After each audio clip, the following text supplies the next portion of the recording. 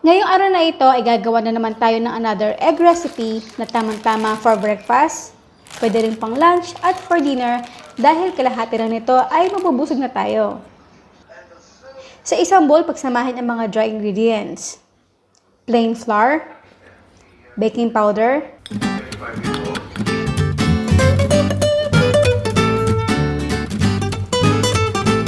at salt.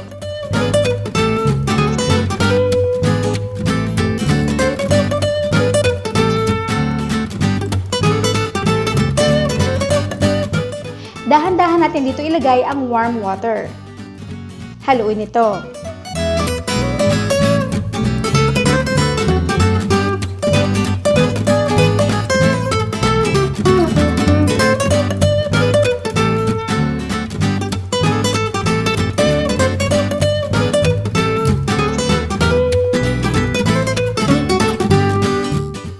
Kapag medyo mahirap na itong haluin, gamit ng malinis na kamay, masahin ito for 10 minutes.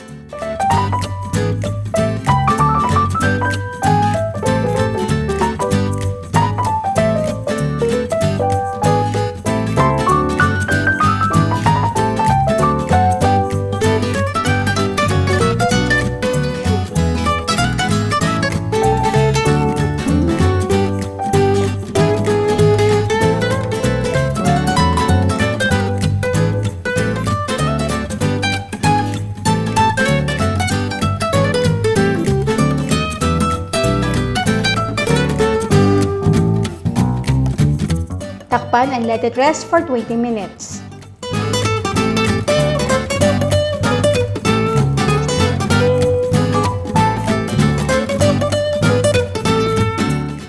I-divide ang dough sa apat at kada isa nito ay smooth natin.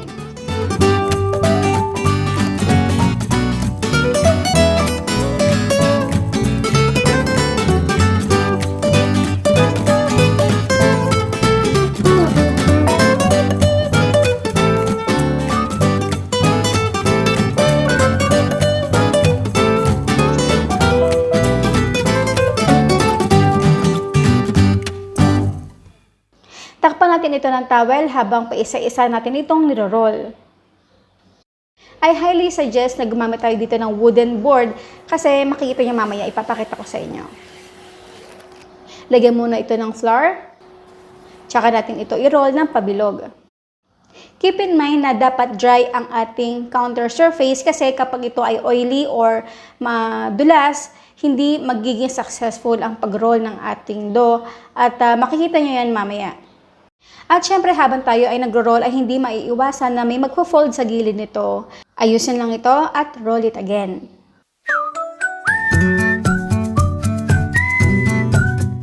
Kailangan na manipis ang pagkakarolyo ng ating dough or nakakuha ko dito ng 8.5 inches in diameter dahil mamaya kapag ito niluluto ay kakapal ito. So bago natin ito isalang, make sure na napreheat mo muna natin ang ating pan over medium heat. Ilagay ito at after mga few seconds, magkakaroon na magiging visible na ang bubble sa ibabaw ng ating dough. Baligtarin ito ng dahan-dahan, i-press ito gently for maybe 10 seconds to 15 seconds, tsaka natin ito i-flip ulit. Gawin ito for 4 sets or 4 times hanggang sa makikita nyo na may mga brownish na sa ibabaw ng ating tortilla bread.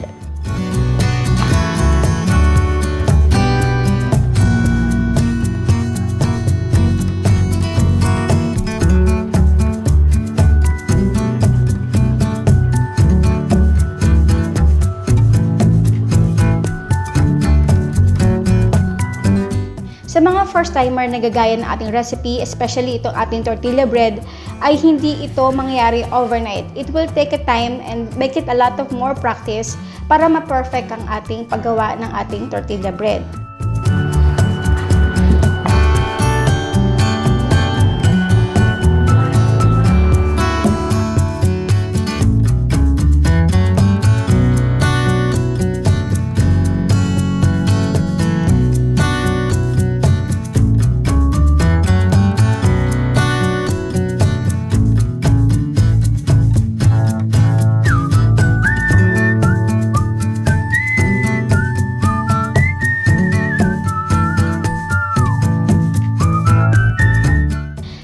nagawa na natin yung tortilla bread, takpan ito ng towel para ma-maintain yung softness ng ating bread. Ito nga pala guys, gusto kong i-share sa inyo ang paggawa ng tortilla bread na hindi ko nilagyan ng flour o hindi siya dry enough to hold the tortilla bread sa bottom ng pan. Kasi kapag ito ay madulas at nilagyan natin ng oil, ay dudulas talaga ang ating dough hanggang sa maging iba-iba na ang shape nito. Kasi katulad na nangyayari ngayon. Sa filling naman ito, ibit lang ang egg, lagyan ng salt at pepper.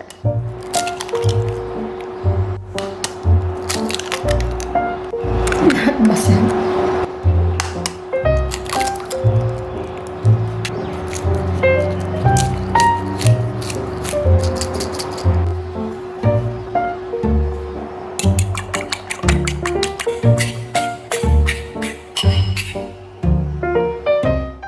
Sa pan over low medium heat, maglagay tayo dito ng butter.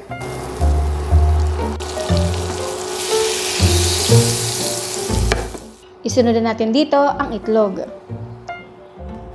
Continuous ko lang hinahalo-halo ang ating itlog hanggang sa nakikita ko na may mga namumuo na ito. Kapag nakikita ko ng 50% na ito naluluto, tinanggal ko na ito sa heat at continuous ko pa rin siyang hinahalo. Gusto ko kasi ma-maintain ang softness at creaminess ng ating egg.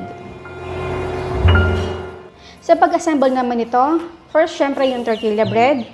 Lalagyan ko ito ng konting mayonnaise.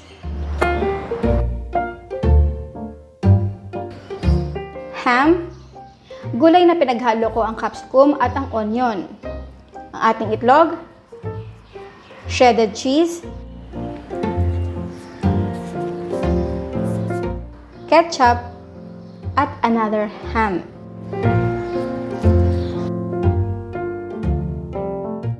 Then tiklopin lang ito, parang gumagawa lang tayo ng Shanghai.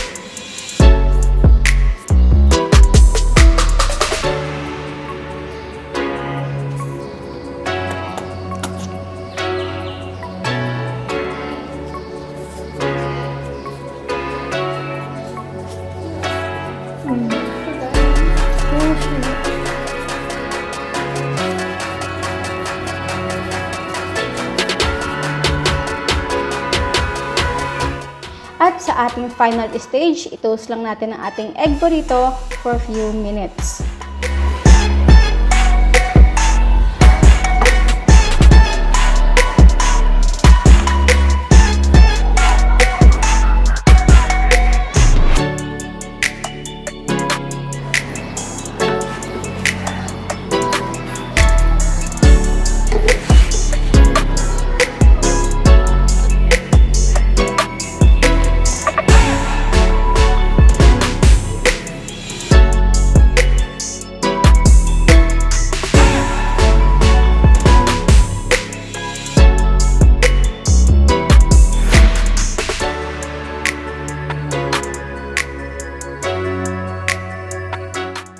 And now is done! Our egg burritos.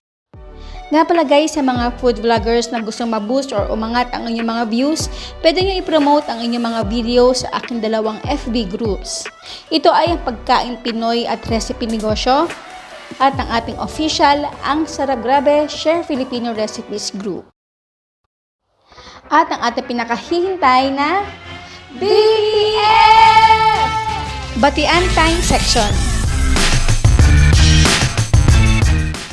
Binabata ko nga pala sina Salvador Datol, Marisa Maliare, Virginia Ponzer, Cass Street, Rowena Okimoto, Nilda Pahe, Nympha Lorenzo, Aurelia Soto, Liza Manadong, Hohay Farauf, at Lali Antonio.